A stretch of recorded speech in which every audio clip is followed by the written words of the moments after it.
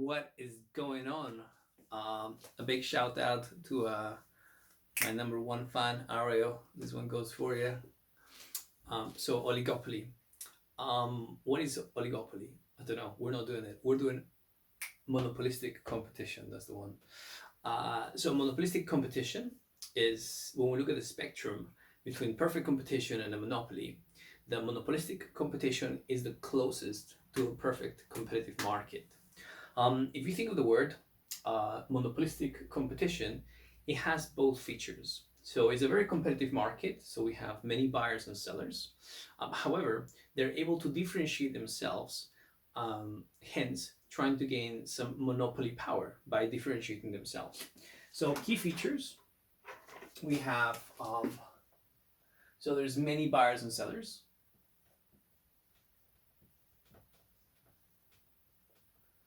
Many buyers and sellers.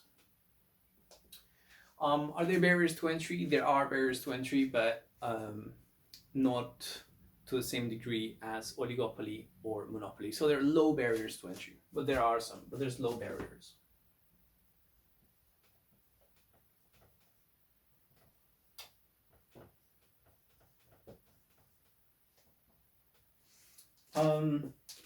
Are there substitutes? Yes.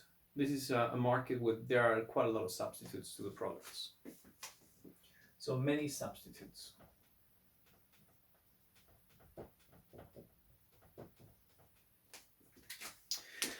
So, but again, they're able to differentiate. So hence the demand curve is not horizontal like it is in a perfect competitive market, but it's a downward sloping demand curve because they are able to reduce the price and sell more.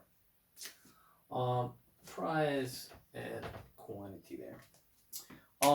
Good. So there are two aspects to monopolistic competition. There is the short run and there is the long run. A few examples of businesses that are within this monopolistic competitive market. You can think of nightclubs. There's many, right? But they'll differentiate. So some will play salsa music, some will play trance, disco. So there's a variety of them. You can tell my age by that. There's a variety of them.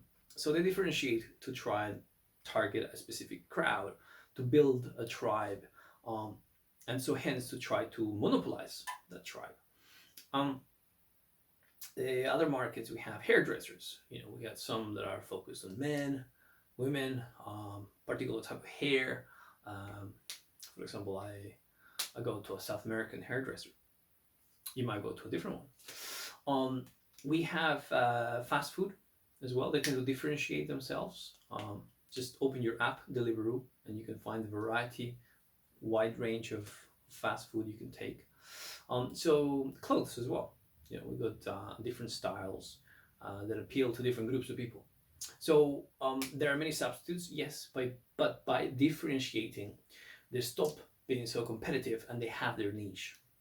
So the key word here is slight differentiation to stop being so competitive. And that differentiation creates the downward sloping demand curve, where a lower price you sell a higher quantity.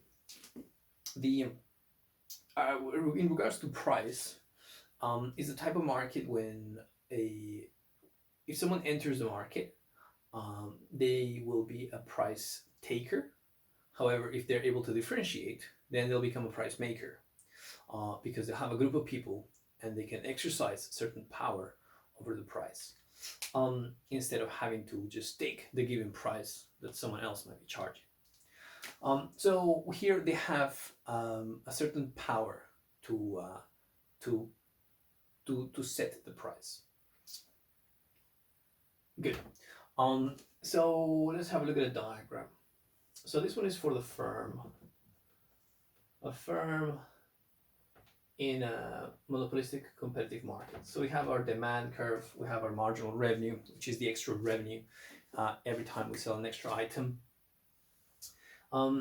So we have, in the short run, it is possible to make profits. Just look at Sarah. So they have this fast fashion, and with every week there's new clothes at the store. So hence, that's something I discovered the hard way. I went there, I saw something I really liked. I went the following week and it wasn't there, and that taught me a lesson. Whenever I saw something I liked, I had to buy it from Sarah. So that was a good way to encourage people to buy. So number one is, if we imagine the clothes market, we will have our average cost, and the lowest point will be the point where the marginal cost hits the average cost. And what we get is, number one, no matter what market you're in, we're looking at traditional theory of firm here, and the main objective it assumes is to profit maximize. And how do we profit maximize? Marginal cost equals marginal revenue. So we find that in our diagram, and we get this point here. So we go downwards and we find the quantity required to profit maximize, to find the biggest difference between the total cost and total revenue. We keep going upwards, and just like when we're looking at one of these diagrams for Monopoly, we can find our cost. There we go, the cost per unit. How much will it cost to make each one of these units? So it would cost 1. And the price we're selling it at, so carry going up, you can see that is the market price for each of those units. And all this area here will be our abnormal profit. So in the short run, if we're operating in a monopolistic competitive market, if we execute properly our product differentiation, maybe our price discrimination, create brand loyalty, we might be able to make that supernormal profit. However, theory tells us that because it's still a competitive market, this abnormal profit, supernormal profit, or abnormal profit will attract new businesses or more businesses into the market. And what that does is, if we look at the market and our demand and supply curves, we'll see that the increase in the quantity of suppliers will drive the supply curve.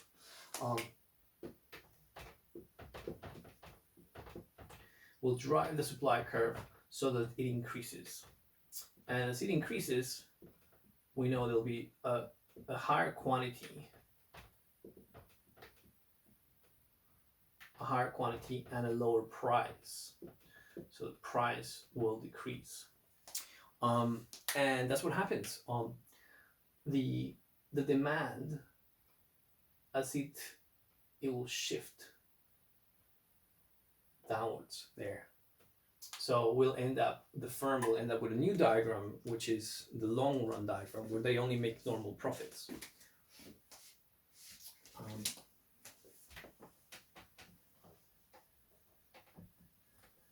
So all this abnormal profit attracts suppliers,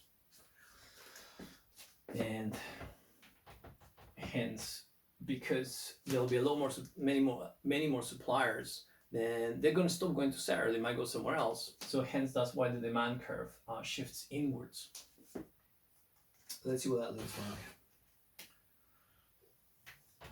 Our quantity, our price, our demand, our marginal revenue.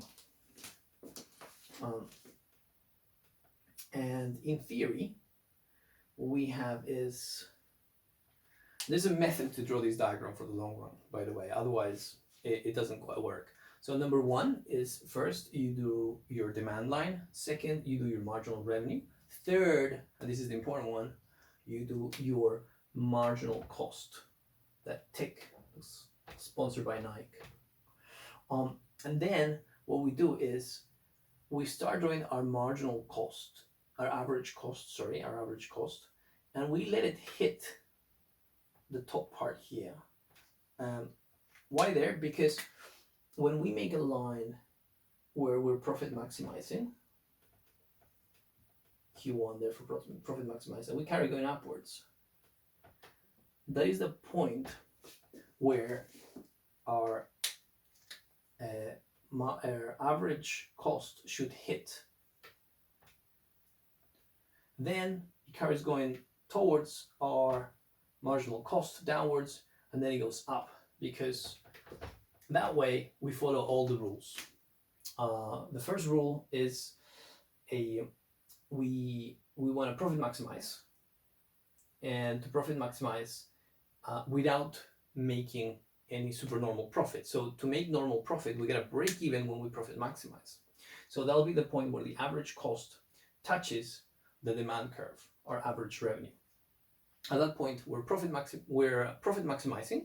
So we're applying the rule, marginal cost equals marginal revenue, and also we are just making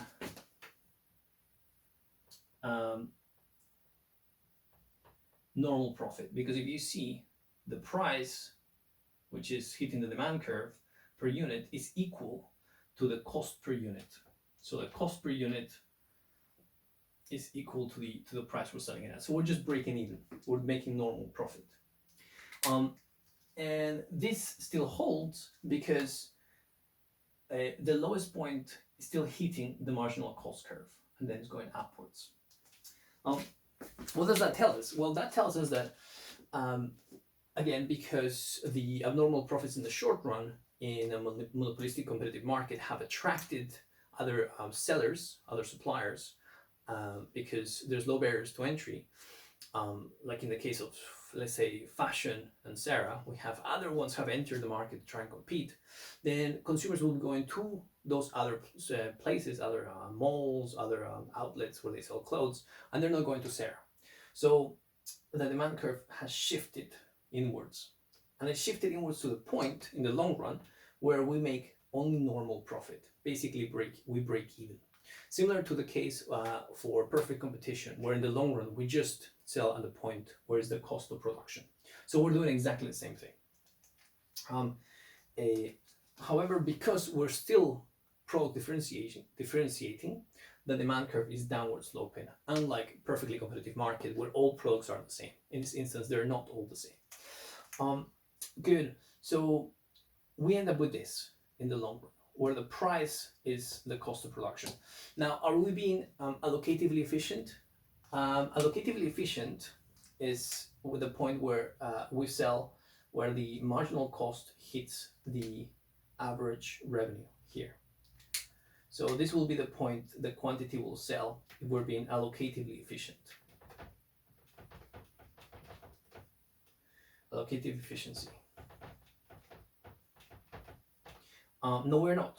You can tell we're profit maximizing. So hence, we're not at this point. We're not making that quantity. Can we make this quantity? Yes, we can, but we are not going to do so because we're aiming to profit maximize. Are we being productively efficient? No, we're not. Because if we were being productively efficient, we will be running at a loss. You can see the lowest point of our average cost curve is higher than the price at that point. You see the price is down here, and that will be the cost. So hence, there's no point in going there. We'll just make losses. So we're not productively efficient, and we're not allocatively efficient.